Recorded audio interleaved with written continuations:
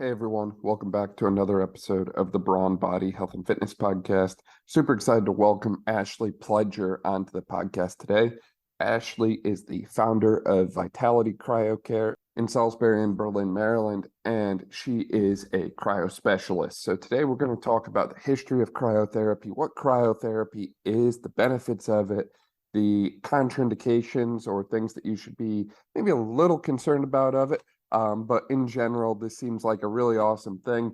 And I'm excited because I actually tried cryotherapy. So if you stick around to the end of the episode, you're actually going to hear my thoughts after the first session that I had there. So I hope you enjoyed this episode. Ashley, welcome to the podcast. I'm super excited to work with you today. I'm very excited to be here. Thank you for having me. For people who might not be familiar with you, or maybe they haven't heard about this whole cryocare thing, would you mind filling them in a little bit about who you are and what cryocare is, what cryotherapy is? Yeah, so for sure. Who I am, as you said, my name's Ashley. I'm the owner of Vitality CryoCare in Salisbury. We are the first whole body cryotherapy clinic, facility, whatever you want to call it, on the Eastern Shore. And we really started with the first client approach in mind. And really what whole body cryotherapy is, I can start from the beginning because that really makes it easy. The origin of cryo, we've known for millennia now that cold water application can help with immune system, reducing inflammation, reducing swelling. But it wasn't really until recently that the cold cure, as I like to say, was fully understood. So they were really kind of using it intuitively. And so the last decade, they really found that the mechanisms that help alleviate the cold, they've become better understood, so to speak.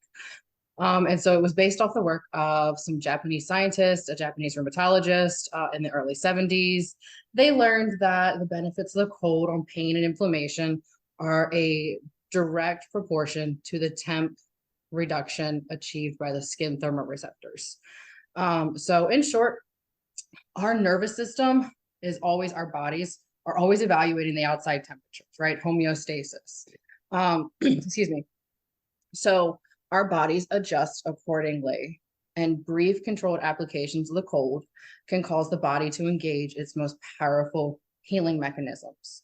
But and as awesome as that sounds, all cold's not created equal. So ice, cold water, cold air that we experience outside, they can help, but there's limitations to how much they can actually chill our thermoreceptors. And so it's now known that it's the temp and the speed in order to achieve what essentially we want to achieve. So enter whole body cryotherapy into the chat, or hyper cold air therapy. There's so many different names to it nowadays. There's partial whole body, there's whole body with the heads involved, because there's all different kinds of cabins that are now created. But essentially that's working with temperatures that are unworldly, negative, as low as negative 190, negative 220, negative 250. So extremely cold temperatures. And so it was first utilized by a Japanese rheumatologist right around 1978 in the early 80s or so. And he found significant benefit with his patients. And so that's how it all started with whole body cryotherapy, is that it's a modality for helping with chronic pain and inflammation, because we know they typically run hand in hand. In the 80s, it went to Europe, and so they really grabbed onto the research. It just boomed. And they studied it intensively, whether it wasn't applied in sports medicine or other various disciplines. In European countries, this whole body cryotherapy is seen and accepted as a medical treatment, as an integral part of countries' preventative health and care regimens. The United States got our first cabin, or we were introduced to whole body cryotherapy in 2008, around 2010. So we really haven't had it for very long. And you're really talking, not going back for very long, 4 or 5 decades at most, that we've really started to understand how cold therapy can benefit. So, so many things: reducing inflammation, chronic pain. There's numerous studies to show that when cryotherapy, it helps circulating levels of inflammatory cytokines, so the histamines. It can also help by improving that circulation, so sending more nutrient-rich blood to tendons, muscles, ligaments, cartilage. So the systemic circulatory that's experienced within whole body versus an ice bath, because of how cold it is and how our body responds, it has almost a regenerative effect on our tissues. So it is an absolutely fantastic modality, a symptom manager for those that are looking for something else, that haven't maybe found that extra piece in their puzzle. It's a great tool in one's tool belt. I like to say it's the world's best kept secret for pain and inflammation, simply because of how it activates our body, and because it activates that fight or flight mechanism, and because it really is the only thing in the world that can activate our fight or flight such as it does, as fast and efficient as it does as well. Yeah, definitely. And you bring up an interesting point on the fight or flight and the role of cortisol and that sort of thing here is, as a general statement, I think the majority of individuals in America are living in a state of what we call chronic inflammation. We talked about this in detail with Dr. Sierra Baines on the podcast recently, how we have heightened levels of cortisol. We have a abnormal stress response, or we have individuals who go into some type of stress related thing for minor inconveniences over their day, right? Maybe their name wasn't spelled correctly on the coffee cup at the coffee shop that morning, and that for some reason activates a very heightened stress cascade. When in reality, that shouldn't be what's causing us to be stressed. That's not a fight or flight level thing. That's not a life or death level thing. That's not us running from a saber-toothed tiger. That's just a minor inconvenience. So sometimes I feel like there's a lot of value and benefit in exposing our body to something that's going to kind of reset that process, something that's going to actually get us into that fight or flight mode, and not just the minor inconveniences that cause stress and heightened levels of cortisol, but something that will actually cause that physiological adaptation. So I love that you brought that up. And, as you were talking, I couldn't help but realize you mentioned some very cold temperatures here. Yes. I used to think that like 20 degrees outside was a cold day, and we're talking about negative 200, you said. For sure. So I'd imagine that there's a little bit of a shock when people first get exposed to this. It is. I have a lot of people that will say it's intense. I will have other people that majority of what I hear is that was it. Because it's so cold, we can only work with such extreme temperatures. And it sounds negative 190, negative 250. It sounds crazy, right? It sounds cold. It's the temperatures of Titan, one of Saturn's moons. So, we can't really go there. So why are we thinking we can do whole body cryotherapy? Well, it's really because the times are so short, and because there's no moisture involved, it is so comfortable. Yes, it's cold. It has to be cold in order for it to work. That's really the name of the game. But it's really like, it's not what anybody thinks at the end of the day. I am somewhat adapted in my approach that I really take the time to try to talk to my first time clients, because a lot of people don't have great experiences when it comes to the cold. That's what we hear the most is, I don't like to be cold. Nobody likes to be cold. I'm a creature of comfort. Who wants to who wants to be hot? Who wants to be cold? Who wants to sweat? But like you said, a stress on the body, we have to, heat stress, cold stress, whether it's exercising. And this is just that. It's a stressor that we're placing on the body. It's not intense, whereas an ice bath is going to take your breath away, and you kind of have to really self-regulate and come off that ledge and, okay, breathing is very important during cryotherapy, but it doesn't have that initial shock.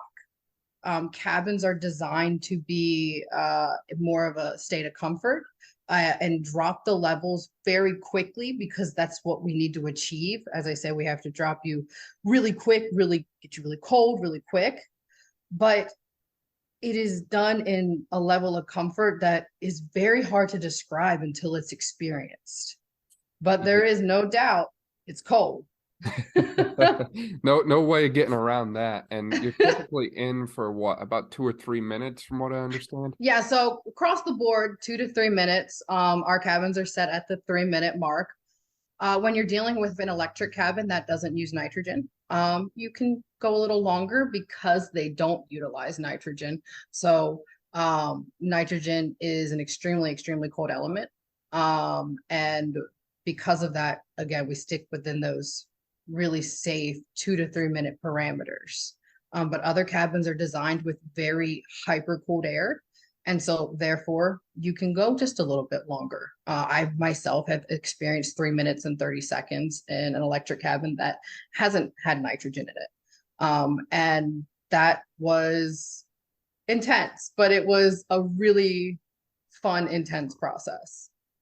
Yeah, I can imagine. And I'd imagine since, as you said, you kind of get comfortable at the temperature, there's probably a little bit of like prep that goes into it. And you're not there for too long, relatively speaking. I'd imagine cryotherapy is relatively safe for most people then. I think everyone's seen the little story right now of the former NFL guy, Antonio Brown, and the frostbite and all that. I'd imagine that doesn't happen too often. No, I actually entered pretty much. I was entering the peak of my career as a cryospecialist when that was happening, and we really are prevent those things from happening. Socks are going to be on your feet, and most cryotherapy facilities, if not all cryotherapy facilities, go through the same thing to stop that from happening. We take away all moisture. So we don't want you going, having a shower, really working out heavy beforehand, no major oils directly before your appointment. We give you socks, we give you slippers. We make sure the gents have dry undergarments on. And if the ladies choose to keep their undergarments on, the same will be said. And then we give you a rope for your comfort to make sure you're comfortable. You keep your privacy, you keep your modesty, and we don't take that till you're in the cabin and the doors have been shut and you've been raised. That way we're able to see each other. We're eye level. We've had a conversation that, again, you're comfortable, you're ready to go, and that this is going to be the best thing you've ever experienced. Yeah. So what kind of things do you talk about with someone for those 2 to 3 minutes while they're in there? How do you get someone off the mind of, this is 200 degrees below zero right now? Um, my clients will probably say my most famous question is, "What'd you do this weekend?" Just something nice What'd you and do this simple. weekend? And that takes their mind off it for a little bit. I have people initially that they don't want to talk to me. They're kind of figuring out, just got to breathe and get through it. And for some, it is more intense. If your body is, in a chronic state of inflammation, if you're not feeling really good, and you're just run down and tired, it is going to feel a lot colder for them. And I myself have been there. I'm a chronic pain patient. I've been in a place where cryotherapy has felt more intense than a refreshing experience. So we try very hard here at Vitality to keep that in mind. But how's your weekend? What are you doing this weekend? What are you going to get into? Those are my top questions. And then half the time I'm educating. I want my clients to know what they're going to experience and how they're going to feel, and to not deliver any false hope. As great as this sounds, as futuristic as it is a modality. It is a tool in one's tool belt. I have a little saying for myself. To me, it is a magic pill, but I have to take it every day for it to work. If I skip my magic pill, nothing's going to happen. And the same can be said for any therapy, any modality. Yeah, right. And I like that point of, what you're discussing while someone is in the chamber is going to ultimately have an effect on its effectiveness. Because ultimately, if you leave that thing and you remember something bad that just happened or something negative, you're probably going to perceive that whole process as a more negative thing. Or if you focus on the positives, it's probably going to be a more beneficial thing. And I also like how you mentioned, this is something that you utilize yourself. It's not something that you're just kind of like, hey, I think this is great, but I've never done it before kind of thing. So I think it's great that you're willing to practice what you preach, as the term goes. Oh my gosh, it keeps me put together. So But 100%, I can't, it helps me kind of describe what my clients are going to experience. From I can't maybe hit every nail on the head. Everyone is going to, feel a little bit different.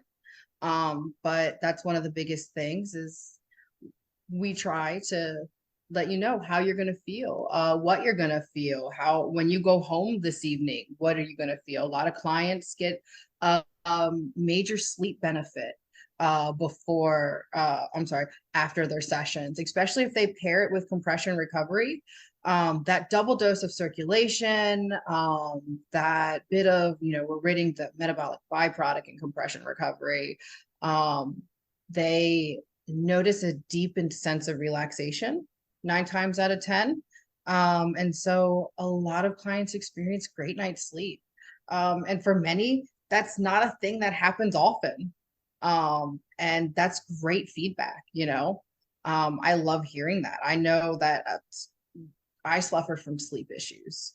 And so the fact that cryotherapy can be a tool for that, it's amazing. Yeah, definitely. Would you say that's, I know you mentioned before that it's kind of becoming a more common theme in the sports medicine or sports recovery industry to use cryotherapy. Would you say that the sleep benefit has kind of been the main driver behind that? Or is there something else that athletes are really jumping to the cryotherapy for? I think that was the pre and post game inflammation, the training. I think the sleep benefit was probably definitely something that they noticed. But I don't think that was their initial drive. What we see 9 times out of 10 as individuals, when it comes to maybe certain pain in areas, or maybe they're looking for sleep. The benefits can be reversed, meaning they will notice something before the other. So my sneaky suspicion with the athletes is that they were doing it for the reduction of inflammation, but they began to notice pre and post game benefit. They noticed sleep. They noticed cognitive benefit. The more you do it, your house of benefit bricks become larger. It's very, very cumulative. Your first session, a lot of what makes you feel good is due to the adrenaline, the epinephrine, all those chemicals, neurotransmitters, that increase in circulation. So that major systemic circulation as well. That's going to make a lot of clients who are stiff feel more loose, more mobile, more bouncy.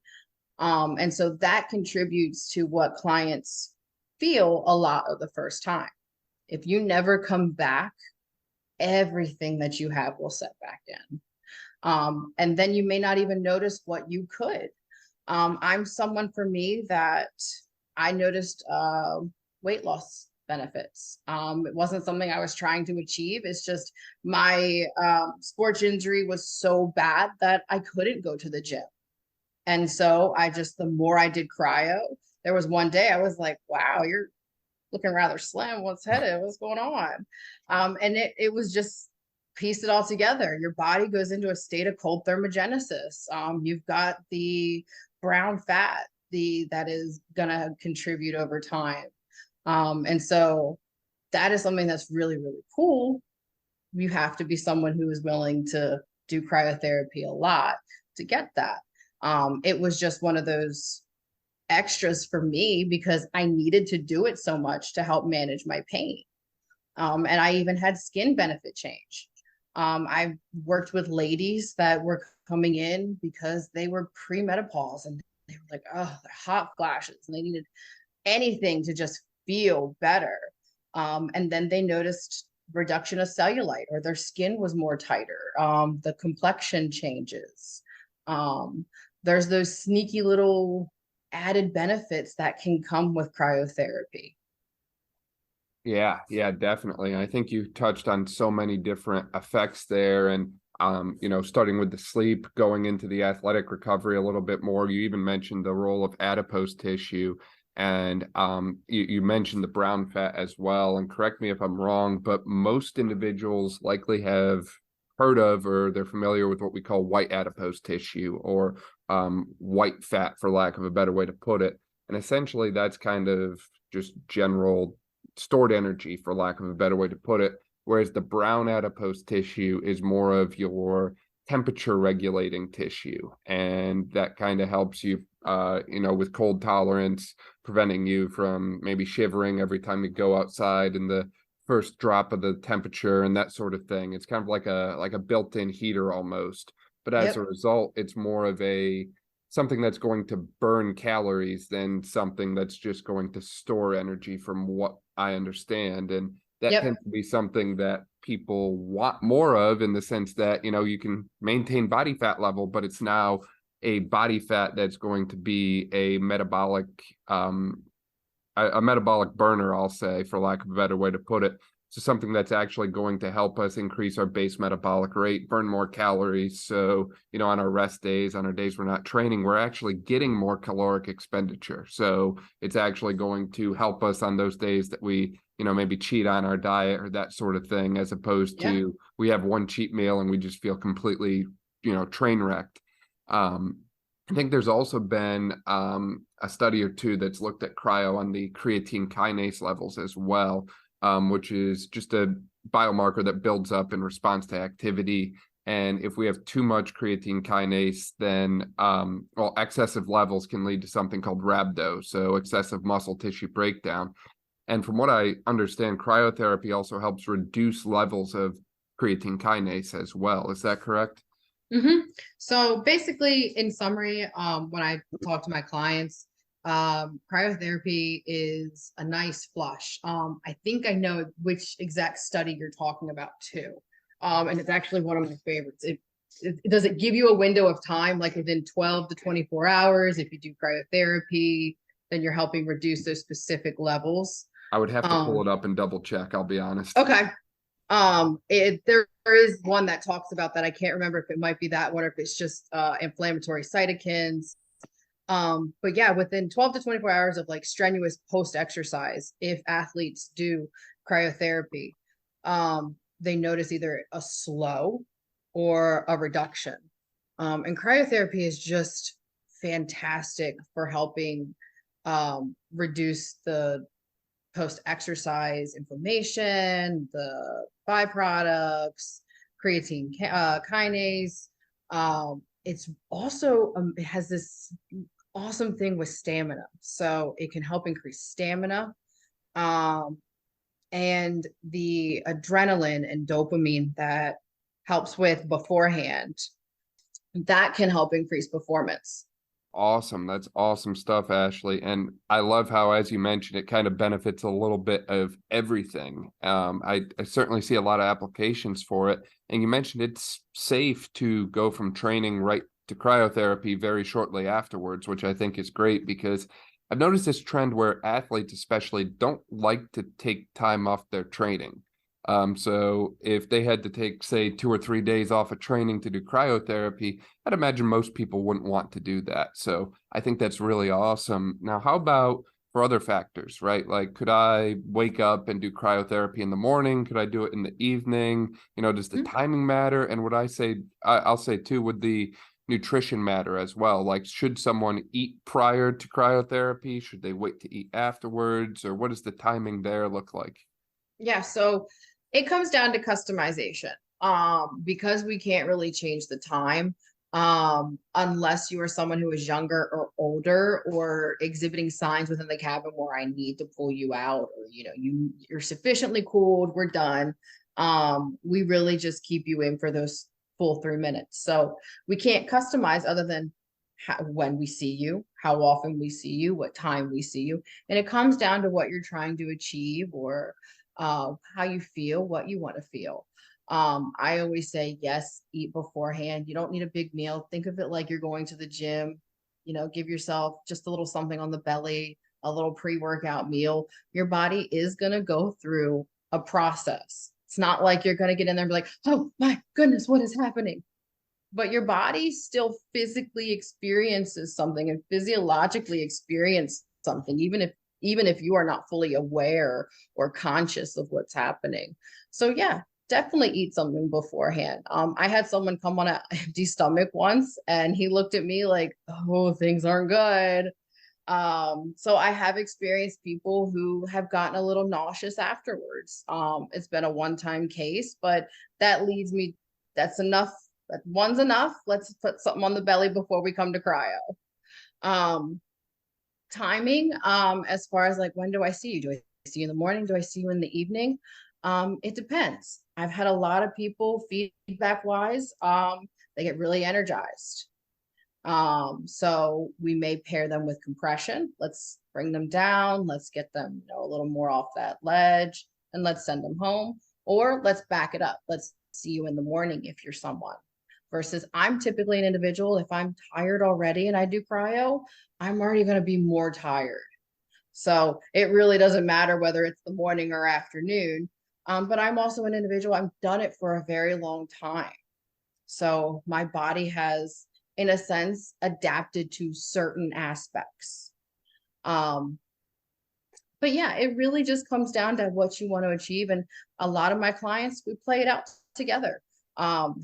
I've worked with enough individuals where I have come to find, when it comes to compression and cryo, we'll swap it. We can play with that. So we are able to customize treatments to make individuals feel a certain way. Do you want more energy? Do you want to be more calm? Do you need to sleep? How can we try to achieve this? We know how 9 times out of 10 how individuals are going to feel. But alternative wellness is one of those things where feedback is, you have to give it to us. You have to let us know. That way we're able to, go into that loop and continue to try to make you feel your best.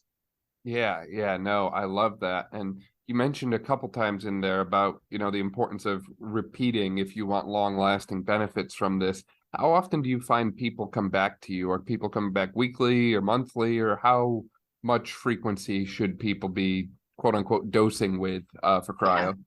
Yeah. So it again comes down to what we've got going on. I try very hard to make sure, if you're chronic pain, if you've got some sort of autoimmune condition, we've got you for a couple months. At least let's give us 90 days. We don't have to see you every day for 90 days. 3 to 5 sessions a week, 4 to 5 sessions a week that's amazing. We're hopefully going to really feel something with that. But if I just see you a couple times and you've got something going on, or you're really trying to achieve something, well, we might not get there. I was someone who I was 60 days, probably 60 to 90 days deep before I really began to, okay, wow, life is not going to be bleak. I'm gonna be okay. And I've had other clients, feedback was, wow, yeah, that one session I felt good. It wasn't really till I was 30 days in that I felt really good. So it is something that does take some time. I do see a lot of individuals, if you're young and you don't really have a whole lot going on, you can come in, you do a session, and you're going to feel fantastic. I'll see you in another 15, 20 days. But most of us are trying to achieve something. We're trying to fight something. We've got pain. We've got anxiety. Regular folk who don't really have to try to battle anything, 1 to 2 times a week. And then athletes or individuals who maybe have a little more pain than others, 2 to 3 times a week. You can absolutely get to a maintenance phase. It is not something you have to do all the time, every day. I myself now, I'm 1 to 2 times a week. I obviously know how well I feel the more I do it, but I don't have to do it all the time now. And the same can be said for a lot of individuals. It's a tool in your tool belt, just like anything else. How do we apply it? What do you want to apply it to? Yeah, no, I like that. And I like how you've continued to come back to the point that, we can apply it to athletes, but we can also apply it to a variety of different things. We can apply it for energy level. We can apply it for recovery. it's one tool that can be used in a number of different ways, right? Yeah, And I think that really is, I'll call it unique about cryotherapy in the sense that it can do so many different things for us, as opposed to this is our one tool, it's going to do this one thing, here's the one effect you're going to have. I like when you can impact a variety of different systems on the body. We've talked a lot about the benefits and all the cool stuff that comes from it, I'll call it. love But that. how about is there anyone who shouldn't do cryotherapy? Is there anyone who's kind of excluded from the group here, so to speak? Yeah. Yeah, there's a few cardiac issues, major circulatory issues, cancer, major tumor diseases, uncontrolled diabetes, uncontrolled hypertension. So we do need folks to be relatively healthy. Other things that we will look for, gangrene. Is there any major open sores? Have you recently had surgery? Is your body under a stress right now? Where do we need to put it under any more stress, essentially? Certain conditions, even if I have no experience with it, I will very quickly, hey, let's talk to your doctor. I'm not a medical professional. I'm a professional within my field. I'm very good at what I do. But we want to make sure you're safe. This is a tool to make you feel better. We don't want to make you worse. Yeah, no, I love that. And you mentioned the surgical side. Is there generally a timeline post-operatively that you're putting people into the cryotherapy, or is it very variable? 4 to 6 weeks. It could be up to 8. It depends on the surgery. So if you've had something, little quick, we've got some stitches on the arm, they've recently come out, and we've got fresh skin, we're at 4-week mark, we're good. If we've had something more invasive, we've had a joint replaced, like lap band surgery, things like that, we're extending a lot more time. We're waiting until they've got clearance from doctors, essentially. Yeah, no, that makes a lot of sense there, that you would kind of vary it based on the extent of what was done there. And I think that it's kind of an interesting field. I'm interested to see how cryotherapy evolves in the post-operative population here long term, because I do think that controlling inflammation and reducing pain are two very applicable things for most patients in that realm, I'll say. Very, very. Just like with pre and post physical therapy, they run that hand in hand. They need each other, if you ask me. Yeah, definitely. And I gotta say, I'm definitely excited to kind of chill in one of these cryotherapy chambers tomorrow. I'm And it's interesting. I've just had excitement for it. I haven't been like nervous. I haven't been like, wow, this is really cold. Like, I don't know. This is really exciting to me. No, it's gonna be very exciting. You're gonna have an awesome time. You're gonna, as I like to say, you're going to arrive with curiosity, but you're going to leave with an experience. It is, there's no other way to describe it other than it's cold, but it's absolutely fantastic. The rush you feel when you step out, or it could be euphoric, it could be calming. It's different for everyone. That is what people grow to love. Like, I have one specific client, she swore she couldn't do this. She told me up and down it's never going to happen, she's never going to last, but she was desperate for relief. And I told her, you've got this, it's no big deal. And she started off with not being able to talk to me. She was ready to bust out the cabin. And now she talks back. She listens to her music. She's in there spicy, dancing in the cabin. It is such a fantastic experience. It's a fantastic tool. You're going to love it. I am so excited for you to try it. I am so excited for you to experience it. So it's going to be great. Yeah, definitely. I'm very much looking forward to it. And I'm generally an energetic person, so I'm hoping this kind of further energizes me for the rest of the day here.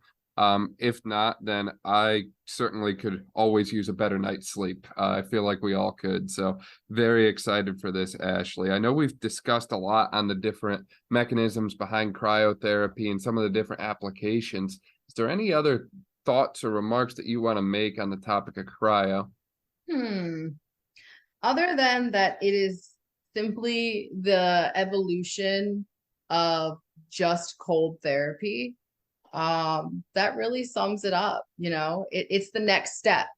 There's a lot of people that are hesitant, and there's no reason to be. If I broke down the word cryotherapy, it simply just means cold therapy. And so if you've ever put a bag of peas on your leg at the home, you're already a cryosapient. So you already have done cold therapy. You already should be doing whole body cryotherapy. That's awesome. That's awesome. And for people who want to find out more about Vitality and check you guys out on the Eastern Shore of Maryland, where can they find you at? Yeah, so they can check us out on our website.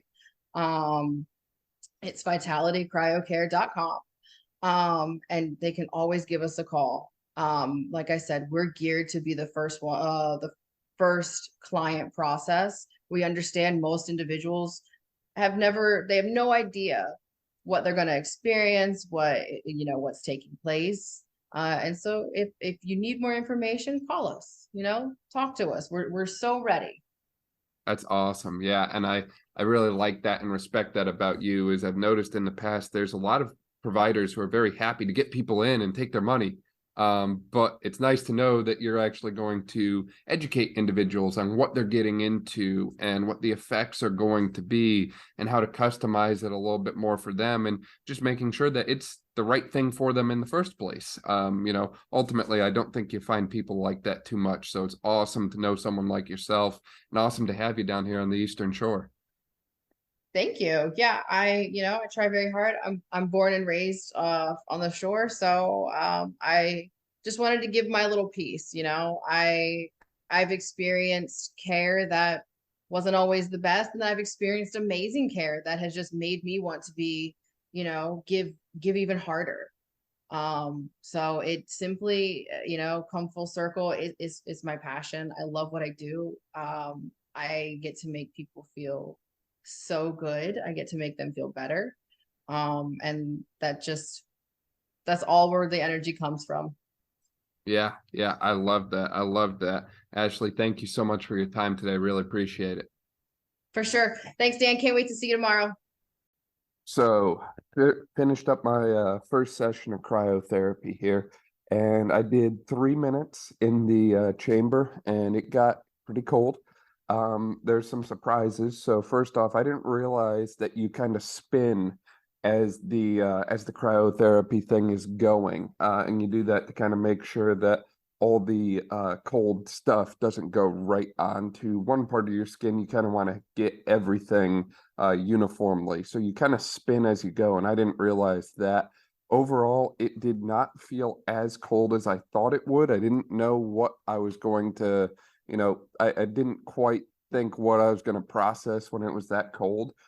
It certainly did not feel as cold as I thought I would. I was definitely wide awake afterwards and pretty alert and energetic the rest of the day. I slept awesome that night. When I hit the bed, I was just out. And I definitely got a very restful, restorative night of sleep.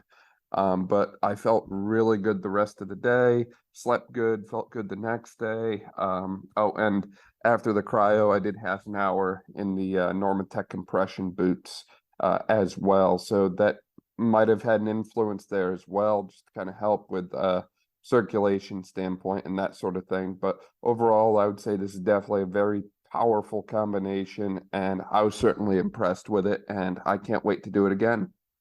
Thank you so much for listening to this episode of the Brawn Body Health and Fitness Podcast. If you liked this episode, please make sure to share it with a friend, subscribe so you don't miss any of our upcoming episodes, and leave a review. This way we can spread knowledge and motivation and help reach more people. Thank you again for listening, and I'll see you next time.